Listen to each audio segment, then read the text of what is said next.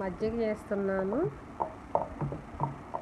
మజ్జిగ ఎలా చేయాలి, దీంట్లో ఎన్న ఎంత వస్తుంది, పాలు చిక్కటి పాలు బర్రె దగ్గరికి వెళ్ళి రోజు పోయించుకొచ్చుకుంటాము.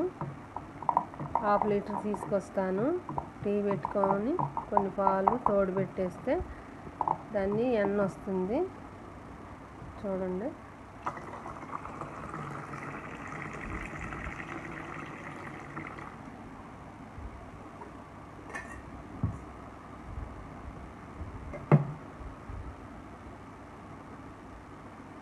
చూడు ఎన్న పూస ఎట్లా వచ్చిందో.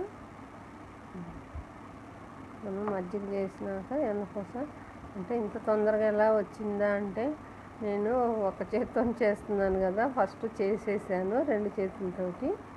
ఇప్పుడు మీకోసం ఎలా చేయాలని పిల్లలు చూస్తారు కదా, వాళ్ళకి తెలుసుకుంటారని.